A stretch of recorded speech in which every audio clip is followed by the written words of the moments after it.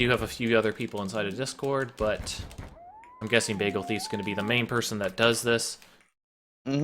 I'll try to be. I'm going to completely just quit out of this because I just got a graphical glitch. So we're going to start again. All right. It's a great start. It's the best. All right.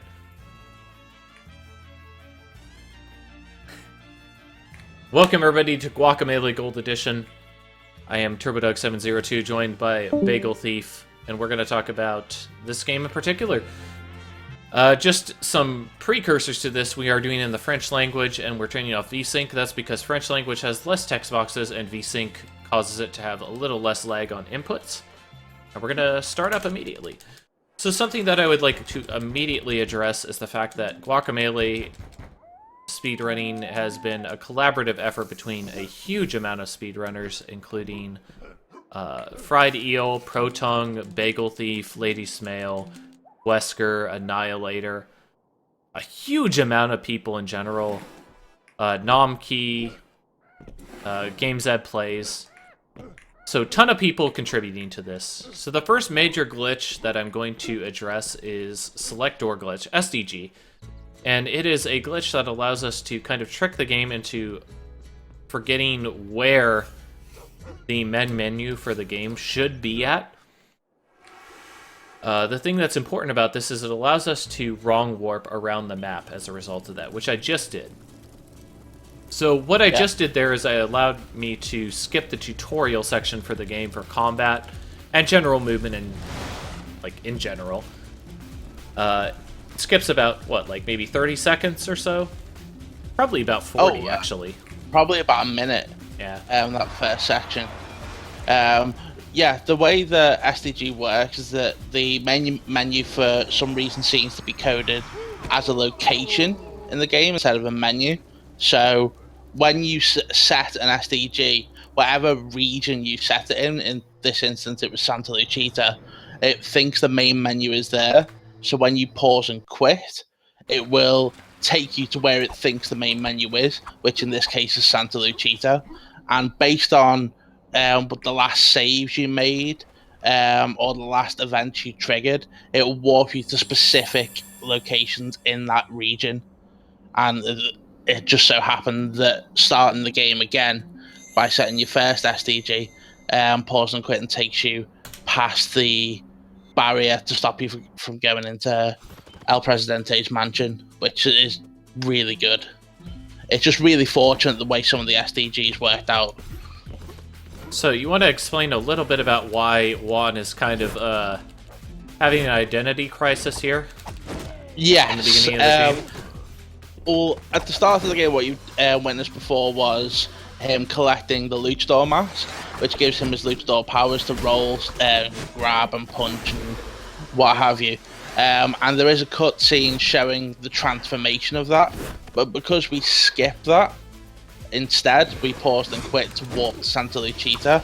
We sort of did that halfway through that process, so we still have the skin of normal Juan, but we have all the abilities of Luchador Juan. So naturally the game will put you into the standard Juan sprite, but it doesn't have a sprite saved for doing anything, lack of a better term, Luchador-like. So when you roll or dodge, you will go into Luchador form, or grab, for example. And for no real reason, when you change costume, it gets even weirder, but only for this region. So we're going to be switching over to Tostada in the Alabrije costume, because she won the bid war. Basic idea is that the Alabrije costume is the main reason for this. Tostada is just the faster way in order to get to this costume, and that's the reason why you will see her more often than not. The Alabrije costume allows for double damage to enemies and double damage to yourself. So while you deal a ton more damage to enemies, you also need to be very careful about the damage dealt to yourself. You'll also notice that I am rolling, which is something that's taught to you during the combat tutorial inside of the church. Rolling is slightly faster than normal running, and has a few other benefits as well.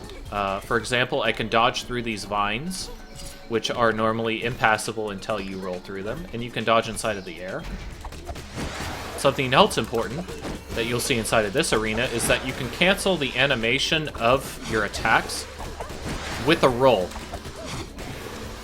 And that allows you to kind of do combat much more efficiently, much faster, with much more gusto, shall we say.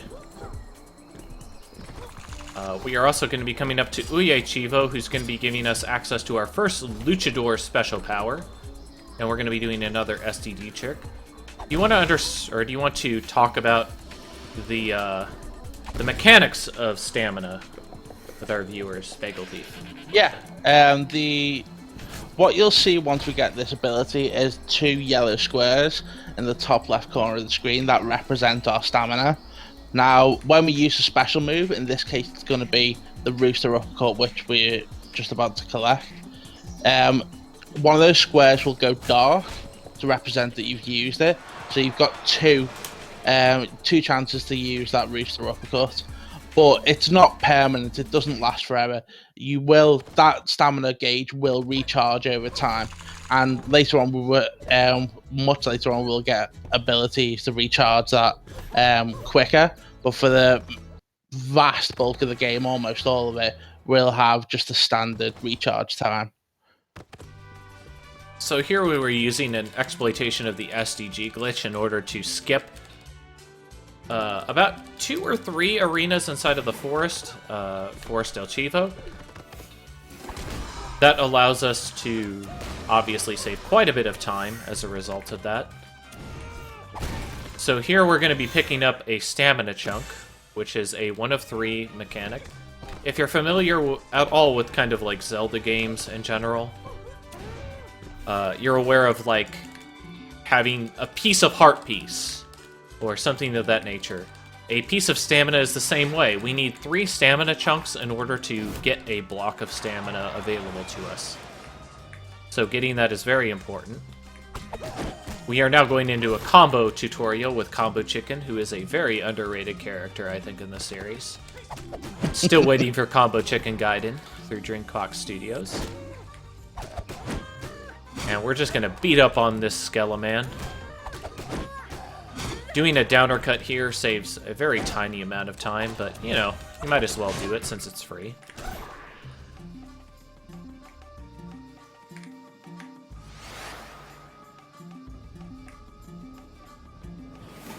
So we're going to be picking up a little bit of money here. So you'll notice that the money is very strict inside of this route, and that's on purpose because even though it's not the most absurd thing in the world, it is very important to have a certain amount of stamina going into one place, coming out of another, so you need to be careful of that. This is an Olmec head. Olmec heads are your basic teleporter units inside of most Metroidvanias. They allow you to teleport between them. Something that's very important to these style of games, but is often overlooked from just a general aspect, is something like, hey, I could speed up the game by having this Olmec head take me somewhere. So do you want to talk about the dimension swapping mechanic a little bit? Yeah, as this game has a Mexican theme, it does revolve around the 2 realms of the world of the living and the world of the dead. When you saw Juan die very much earlier in the game, he awoke in the world of the dead and was resurrected to the world of the living. Now, this temple has the gimmick of having portals which transport you between those 2 realms, and the world around you changes based on what realm you're in.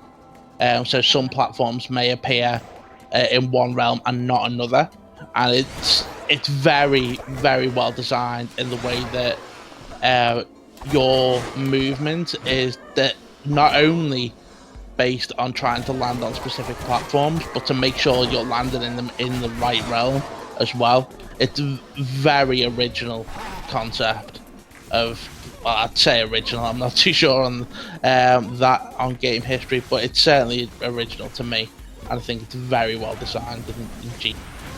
So what is a mechanic that shows you that, like, there's a platform in the other dimension as opposed to, like, living or dead? That's a good point. Now you should be able to see on the screen some platforms or some walls that are sparkling. These represent the fact that they are different in the other realm. And you can see, may be able to see platforms that are faded out but are still sparkling. This shows you that they are real in the other realm, but not in this one.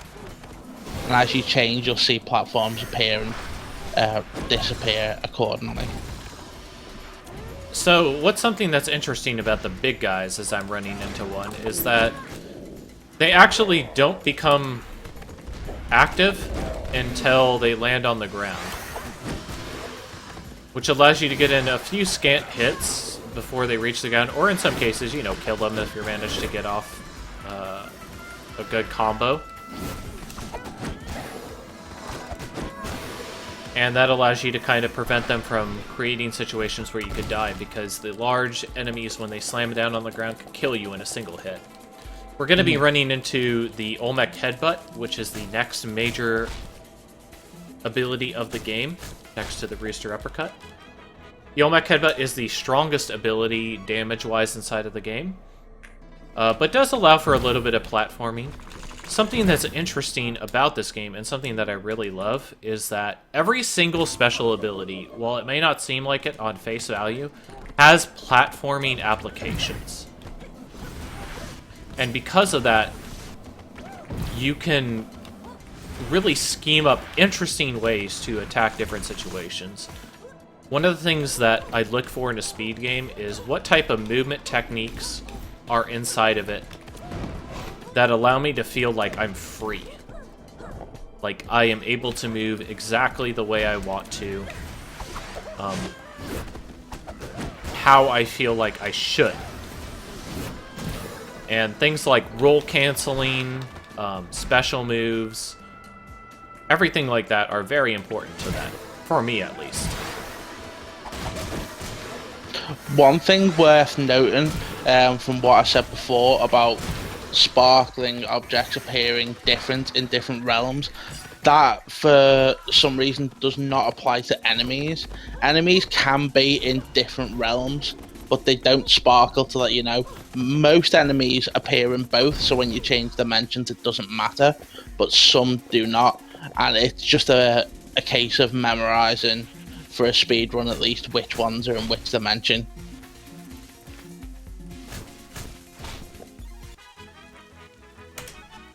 So now we have Goat Jump, and would you like to talk a little bit about what Goat Jump is?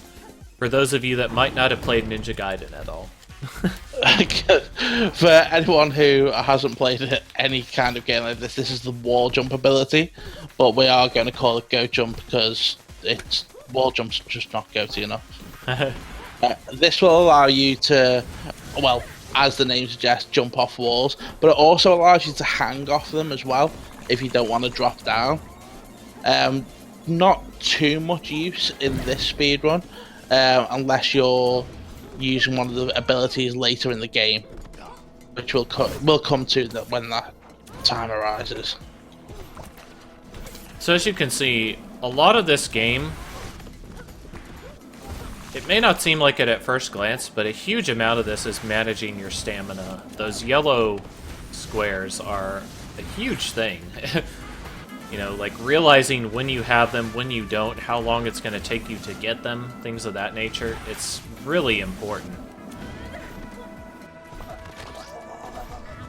And many a downfall has happened with Guacamelee players who have missed a single section where they used a stamina and they missed their intended platforming target, and they had to wait for another one to come up. And that's a really punishing situation in general. So you want to be really sure that you're going to hit the situations that you have. So something that you should notice is that arenas are completely set in what they spawn and where they spawn them at. That doesn't mean that they're completely trivial, but you need to be aware of where things are going to be at, where they're going to spawn, and because of that you can kind of have a game plan. You know, a general idea of where you need to be, what moves you need to use at any given time.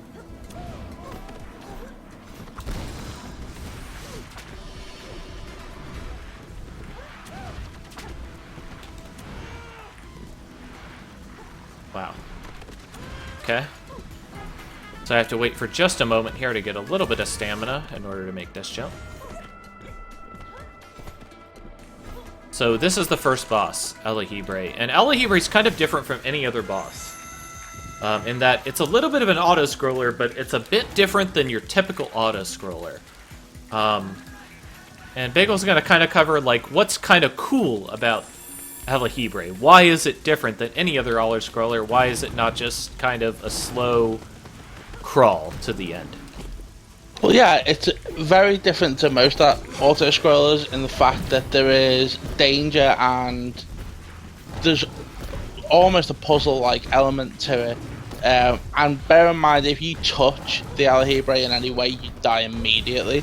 So, although we can get through these sections quite quickly, so actually having to wait for the Alahibre, it's going to catch a new player off guard very easily. It certainly did me the first time I played it. So it's just a combination of everything that you've learned up to this point, like breaking blocks, platforming with special moves, moving efficiently, combat, everything. You know, it's all thrown together. Like you said in the past, this game does do a very good job of mixing together. It teaches you things, and it doesn't stop. It never stops you using them. A lot of games do teach you something, and then you never really have to use it again. But this game, it really excels in making everything you've learned useful throughout the entire game. So now we're going to be accessing another SDG glitch. This one's going to be kind of interesting, actually. So, as opposed to teleporting all across the map, we're going to do something actually kind of interesting, which is teleporting across dimensions much sooner than anticipated as far as the game is concerned. And this is going to cause quite a few unexpected developments. We're also going to gain access to this Forest del Chivo head, which we didn't normally have at this time, but it's going to come in great use in just a short time. Since we've used up all the things that we're going to do with the Forest del Chivo SDG, we can now set it to Santa Lucida. And that's going to allow us to kind of have a more central hub point to teleport from place to place, kind of orient ourselves in general. This is Flameface. Flameface is super trolly, super funny, super cool, but we're not going to see him at any time after this. Much to the dismay or pleasure of people, depending on who you talk to. He's a very interesting character, but a very frustrating boss to deal with when you have to fight him in the Temple of War. Interestingly enough, based on the any percent run, we are not even going to walk into the Temple of War, so he can go along his merry way, and we're going to deal with some sweet old frog slamming, some swamp stomping, some Raichu give him a body slam. So why do we need this particular ability? Why is it important? As you can see in the room, there are green blocks in the game. These need to be broken using the Frog Slam. These get you to areas where obviously you'll need to be to progress through the game. The route we take, it's only really used to get to the next boss, which you're coming to now, and the desert. And I think a couple of areas in Sierra Morena, but that's it. But they are still... It's still necessary, and it doesn't take us that long to get that ability, so why the hell not? So I'm coming up on the first real boss, I would say, of the game, which is Chitabe. I'm going to try to do a cycle which will allow me to defeat her without her teleporting away. We'll see if it works out or not. She's a little bit fickle when it comes to that. Would you like to kind of talk about the boss in general? And what makes her difficult? In particular is really interesting in the fact that we have strong evidence, although we have no confirmation, that the number of hits you land on her in quick succession makes her more likely to teleport away from you. So when I tried this in co-op, the first phase, because we were getting an alarmingly high number of hits in a short period of time, she teleported almost instantly, which makes us believe that. So what you've seen Turbo doing is delaying some of his hits to make sure she does not teleport. But this isn't a guarantee by any means. It only betters your chances. So if she wants to teleport, regardless of the measures you take, she's gonna teleport. But the only thing you can do to manage that is to give yourself a better chance. The second phase, which you've just seen, it's just a standard 1v1, but now she changed split into two, activating a red and green shield, which again is using all the things you've learned throughout the game. Dodging, shield breaking. Shield breaking's kind of new for us at this point, because we've sequence broke. We were meant to do the desert first, and there is a tutorial arena on how shields work. But this, like I said, this is what we're doing first, because it is slightly faster. So you have to bear with us with the explanation for shield breaking. So, an interesting thing here that we kind of ended up leaving her after we got it, and we break these first 4 blocks with the green with the green blocks. The reason for that is we want to set our objective to a point that the game won't soft lock as a result of us having it.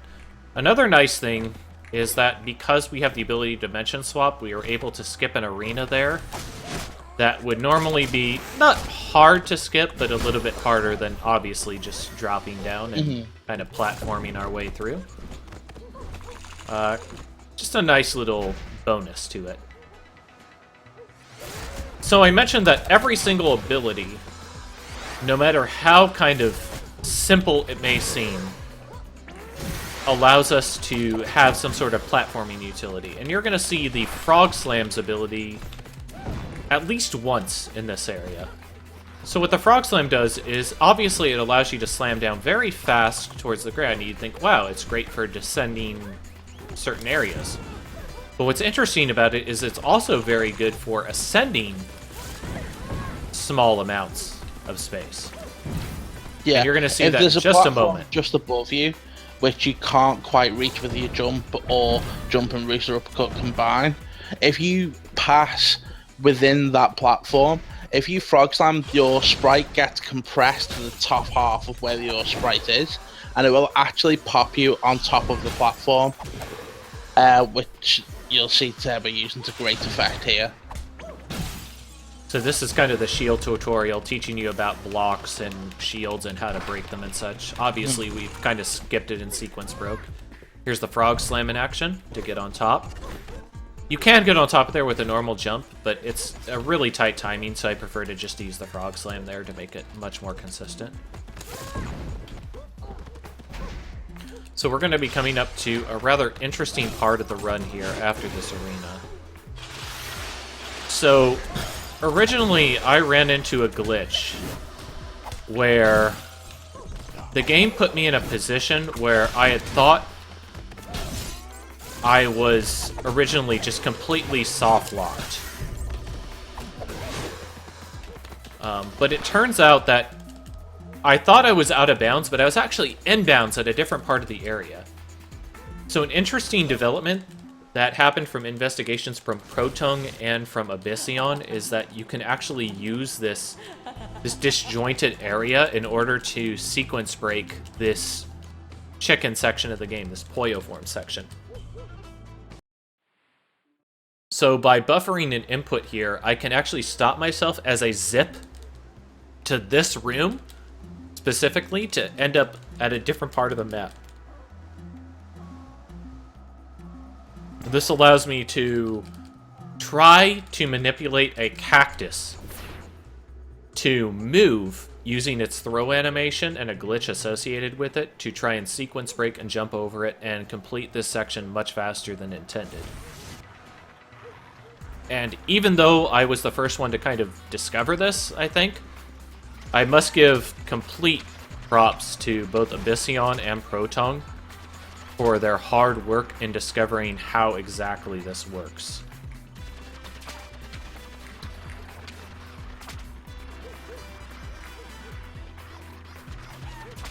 And so I have to kind of be a little bit cautious there in order to make sure that it does trigger, which it did.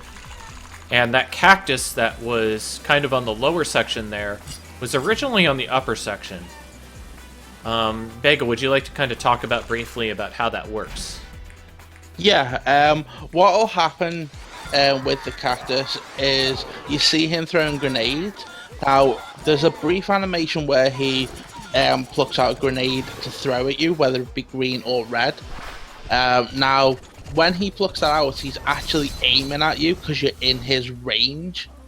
Now, between him plucking that grenade out and him throwing it, if you move out of his range, because he has the cactus in his hand, he can't do anything with it, it can't just disappear, he will move so you remain in his range.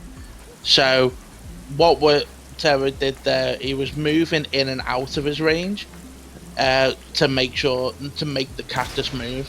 The unfortunate thing about that is you can't see the cactus when you're doing it, so you have to just go back and forth, otherwise we might be able to time it better. But that's essentially what's happening.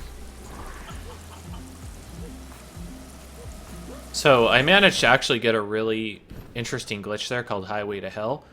The basic premise of that is, while I was talking to that rooster, pay no attention to the rooster, he's not important to the story at all. What rooster? Yeah, that exactly. It allows for a paralysis dodge. If you're familiar with Final Fantasy VII, it's a similar concept where you initiate 2 text boxes at the same time, and it allows you to break out of the paralysis caused by the text boxes and enter this place, which is called El Infierno. So what El Infierno is it's a Gold Edition specific area that was added with the Gold Edition patch or add-on.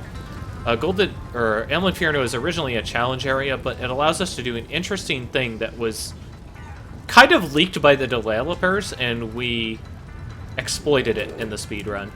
It was originally leaked to us as part of STCE, but we managed to apply it to Gold Edition to save a fair amount of time as a result. Mm-hmm. This is called swap hopping, discovered by a combination of both Wesker and Fried Eel. They discovered that you were able to use the chicken form, the Pollo form, to kind of infinitely jump by tricking the game into thinking that you had double jump, for lack of a better term. And that allows us to reach a ton of areas that we wouldn't normally be able to reach to. It allows us tons more mobility and allows for quite a few sequence breaks. I'm now going to be switching over to the skeleton form.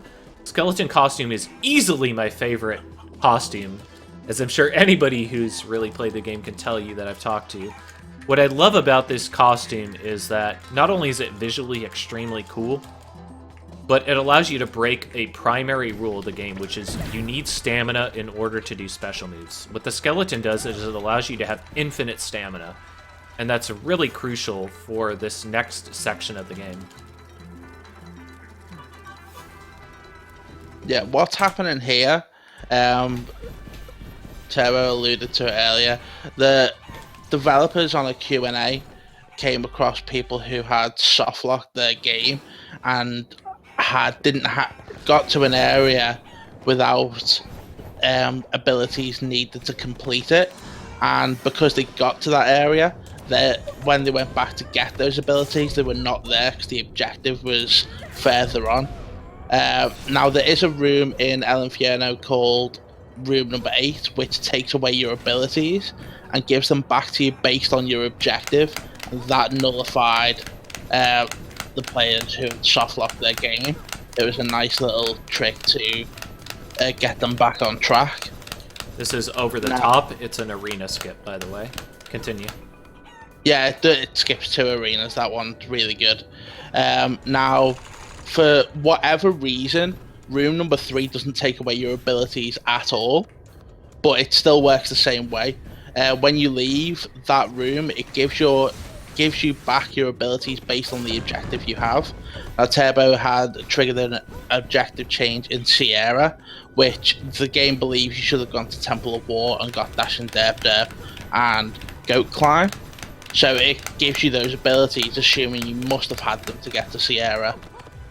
And straight away, Turbo has got them without even needing to step foot into Temple of War. So now we're coming to Chupa Mountain, which is probably the most notorious part of the game. I'm going to leave it up to Bagel to kind of talk about it a little bit, because this is going to be a little bit hard to focus on. Infamous is the word I would choose to describe it. It's very much a run killer. You have small platforms to ascend Chupa Mountain to get to the top, and you have 4 Chupacabras firing on you as you ascend. Now, it's quite difficult for us, we don't have double jump, so we're relying on carefully timed jumps and swap hopping to get to the top. But Turbo managed it perfectly, that was amazing. So unfortunately, I kind of triggered a arena that I shouldn't have, which is unfortunate. This is known as the Tachyon Arena, or the Tac Tactic.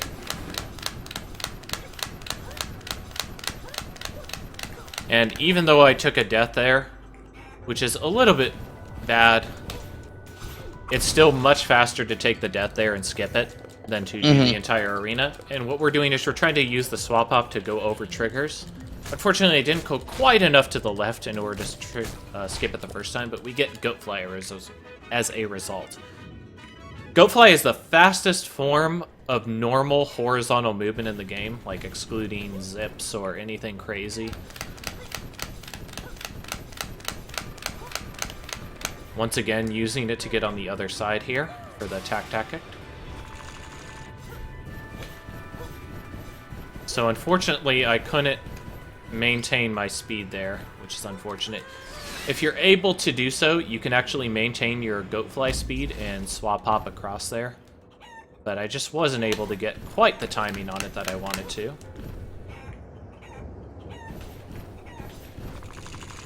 Yeah, that trick's very precise. So, horizontal movement, Goatfly, very, very powerful. Chicken is very good as well, but Goatfly takes the cake. Obviously, the big reason why we can't use...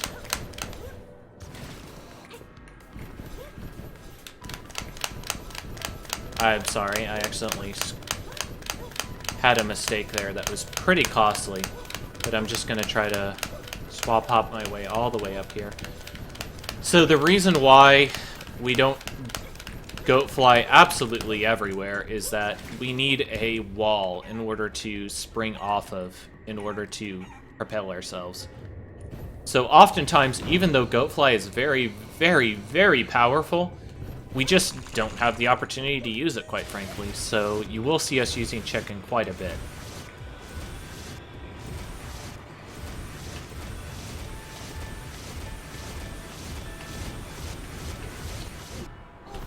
So there's Puma Man once again, and we're going to be making our way over to go ahead and beat him up.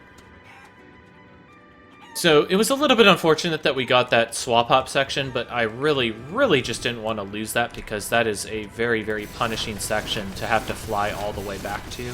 But that's okay.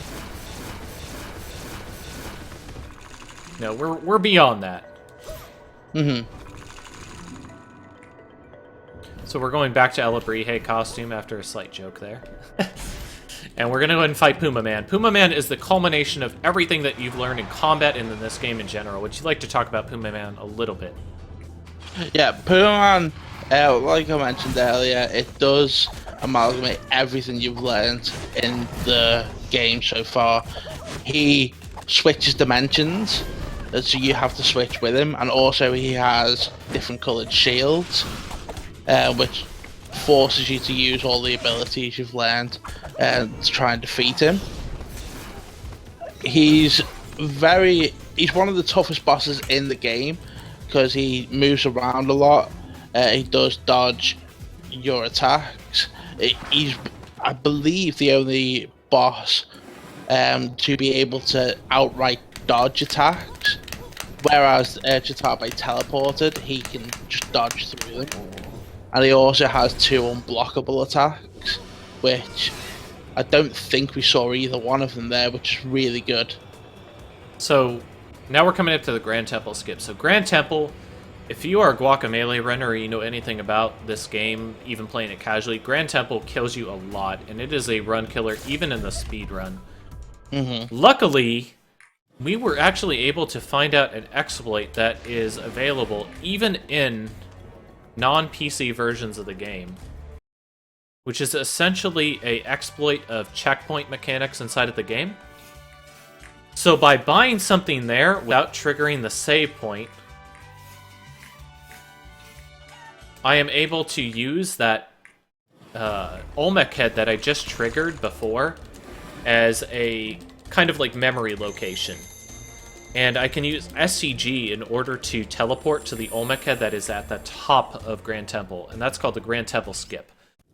Super, super impactful in the run. Like, once again, I cannot express just how impactful this has been, a community effort to really just dig into this game and show what is possible using these mechanics. We're coming up to Mexican Skeletor here. Mr. Carlos Calaca, the Charo himself. First form, we really want a 2 cycle on this. A 3 cycle is okay. A 1 cycle is possible, but very difficult, but we'll see what we get here.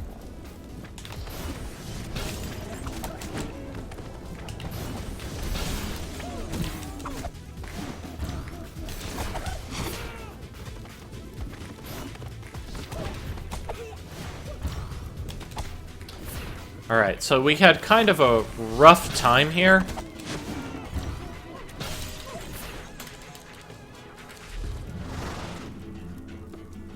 That's just basically kind of an interesting thing about the mechanics is that sometimes you can stop your special move before you actually do it, and unfortunately I triggered them a little too early, so I got a much longer fight than I needed to. It is possible no matter what the pattern he gives you to 2-cycle him, but, you know, just sometimes you run into issues. So breathing fire is really good for us. It's the best pattern that we can hope for, especially for the first section of this fight, for the second phase. So let's see if we can make this happen. Nice! We got him in 1.5 phases. That's like the best you can do, basically, on Calaca 2. Very, very strong. So I know that happened really quickly, but that fight is just... You're really hoping he gives you that Flame Breath first, or very, very early, because you get so much damage in it. And here's the cool thing, and something that might intrigue you into buying this game. So, we did any percent here, obviously. But we get this thing right here, which is one of the magic mask pieces. And I don't want to spoil too much, but if you manage to scour the game and find all those pieces, you manage to get a much more happy ending than we're going to get here. Let's put it that way. Timing will stop when I say it, coming up right about now. GG. And that is Guacamelee. So, commentary-wise, I hope that you guys will consider this for Summer Games Done Quick. It seems like it just barely missed out on awesome games done quick. I know Gremilius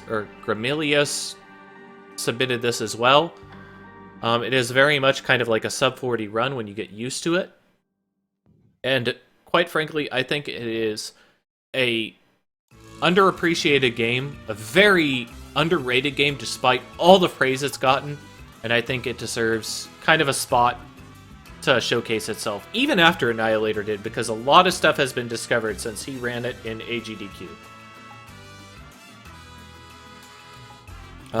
So coming from Bagel Thief, who did it at European Speedster Assembly, what can you say about your experience with the game, and how do you think of this game as a speedrun? I think the game's an amazing speed run, especially the speed it evolved at.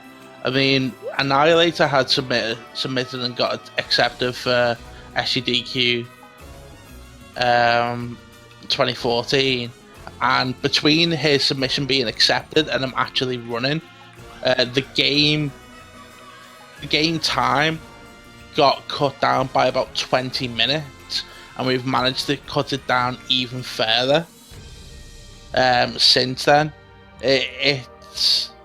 I think we might be reaching its peak of what time we can shave off it, but it does seem to always be evolving, and I've said that we can't shave any more time off it before now, and I've been proved wrong time and again, so hopefully I'm wrong this time. Yeah, it's definitely one of those games that combines my favorite things about speedrunning, which is like movement tech, glitches, and just general, like, just a beautiful game in general, and very responsive. So, once again, thank you for your consideration on this. I do appreciate any publicity that we can get towards this game, because I really do care about it, and it's given me a lot of opportunities kind of in the speedrunning community. So Grimulos and me, very close to one another. I mean, if you guys want to go ahead and set up a race or something like that, I am all for it. We'll see if anybody else want to kind of throw their hat inside of the ring, because I don't know, I might be willing to go ahead and body slam some people real quick. You know? But once again, thank you for your consideration on this. Hopefully you guys enjoyed Guacamelee, and hopefully you guys will decide that it is a game worthy of Summer Games Done Quick. So thank you very much. And yeah, enjoy your day.